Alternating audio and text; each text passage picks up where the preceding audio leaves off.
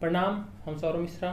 प्रणाम, हम केशव। आओ बैसार करै छी और आइ के बैसार के चर्चा अछि आमक गाछी और याद।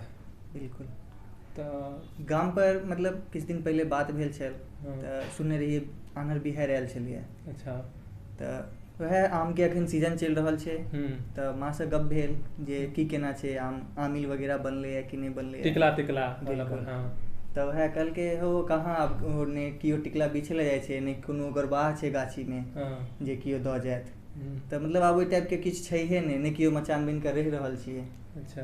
तो वह सोचलिए अपन बचपन याद आबि गेल। अहूँ के एहि सब से रिलेटेड त हैत भेल गाछी ओगरनाइ, गछपक्कू आम खसनाइ, ओकर एंजॉय, फिर बनभोज केनाइ और सुर्रा खेलनाइ, आम के गुड़नाइ माटिक तर में जो गुड़ि दिया हर एक दिन के बाद देखिए कि पकले कि नहीं पकले, पकले कि नहीं पकले। बिल्कुल बचपने से मतलब जखन मज्जर होइ छलिए ओइ के बाद हम सब गाछिए धऽ लै छलिए। गाछिए धऽ लै छलिए भरि दिन कतौ भी मचान बना लेलहुँ, ककरो साथे हुलि गेलहुँ, कतौ भी रहलहुँ, मतलब गाछिए में रहलहुँ ज्यादातर। टिकला खाइत खाइत बाप रे बाप मारि खाइए टिकला खाइ ले, पेट दर्द कर दिए, मतलब पते नहीं चले। वो बचपन छलिए अलग एकटा माहौल। आइ काल्हि तो ओहन छैहो नहीं। तो वएह छै जे सब परदेश धऽ लेलकै तऽ इएह छै जे सब कुछ छुटि गेल छै। वएह बात। लेकिन याद आबैया जे भरि दिन सुर्रा खेलाइत रहै छलिए। बनभोज होइ छलै तऽ केओ अपना घर से हरैद लऽ आयल, केओ धानी लऽ आयल, केओ चाउर लऽ आयल, तऽ गाछिए में खुरपी लऽ कऽ खोदि लेलहुँ अपन केना कऽ बनभोज। वएह सुखलका डारि सब तोड़ि कऽ खाना बनै छलैए। जे किछो मतलब जे एंजॉयफुल छलैए, बहुत बढ़िया रहै छलैए। चाचा दादा सब रहै छलखिन हैं तो सब अपन कतौ खोप बना के राति के रहै छलखिन हैं। आब तऽ नहीं रहै छै कियो, मतलब नहीं छै गाँवे में, नहीं छै कियो। मतलब एक तरह से कहियो जे हम अहाँ आगा बढ़ऽ के चक्कर में, दू पैसा कमाए के चक्कर में मतलब बहुत किछ अपन जे छै से पीछा छोड़ि देलिए। पीछा छोड़ि देलिए। हाँ इएह बात छै, हमसब बहुत किछु एहन मिसो कऽ रहल छियै। जेना वएह फोन केलिए तऽ याद आबऽ लागल, अचानक सबटा एक कॉल में याद आबि गेल, एना करै छलिए, ई करै छलिए, ओ करै छलिए। तो इएह छै जे मतलब सब किछु बिसरि रहल छियै, कहीं ना कहीं किछु ने किछु छूटि रहल छै आब।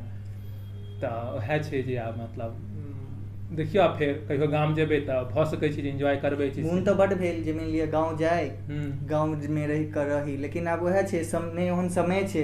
अब दू पाइ कमाए के लेल एतय आबि गेलहुँ और किछु नहीं, सब किछु बिसरि गेलियै। नहीं तो ओ मजे अलग छलैया, ओकर तऽ अलगे एंजॉय छलैया। आइ काल्हि मतलब ओहन टाइप के जेना हमरो सबके छलिए लगभग जतऽ 100टा गाछ छलिए, आइ काल्हि गाछो के मतलब अथी भऽ गेल छै। हालांकि बहुत आदमी मेहनत कऽ रहल छै, के पीछा लगा रहल छथिन। हमर सबके इहो अपील अछि जे मतलब जते से ज्यादा अगर अहाँ के अछि गाछ लगाबू। तऽ गाछ लगाबू, पर्यावरण के सेहो अपन ध्यान राखे के, लेकिन बहुत तरह के ओ हमरा अहाँ के सुरक्षा पहुँचाबै छै। हाँ कारण तऽ ओ सब नेसेसरी सेहो छिए। हाँ उएह ने जे अपन से गाछ ले तो थोड़े ने हमर अपन बाबा या अपन पापा लगेने छथिन, परबाबा लगेने छथिन, तिनकर हमसब खा रहल छियै। तो वएह ने जे हमहूँ तऽ किनको परबाबा हेबै तऽ हमर से फर्ज बनै कि लगाबू। और बहुत बढ़िया बात छै जे मतलब गाछ वृक्ष लगेनाइ, कारण एते प्रदूषण भऽ गेल छै शहर में जे कि देखिए रहल छियै। गाँव घर में इएह चीज तऽ छियै जाहिसँ मतलब हम अहाँ सब जुड़ल छी। हाँ करे गाछी में और छै कि मानि लिअ हम अहाँ गाँव में रहै छियै तऽ वएह सब छै जे हमरा अहाँ के पहचान बना रहल छै। इमोशन, एकटा इमोशन छै। वएह एक फोन कॉल में सबटा याद आबि गेल, एना करै छलिए, ई करै छलिए, सबटा एकदम से याद अछि। मतलब हमर अपन दादाजी के तऽ नहिये, आसपास जे रहै छलखिन हुनका सबके देखने छियै बाल बच्चा जकाँ मतलब गाछ के सेवा करै छलखिन। मतलब पूरा जते भी होइ छलिए हुनका सबसँ एहन कहल जाइ छै ने जुड़े शीतल से अपने सब बिल्कुल हुनका जुड़ेनाइ शुरू करै छै, हुनका से मतलब एहन संबंध भऽ जाइ छै, इमोशन छै। तऽ इएह छलै जे मतलब बहुत किछु याद आबऽ लागल एक फोन कॉलसँ जे एना हमसब केने छी। तऽ इएह छलै आइ के चर्चा, और फेरसँ नया चर्चा के साथ आबै छी। तब तक के लेल प्रणाम अहाँ सबटा के, धन्यवाद।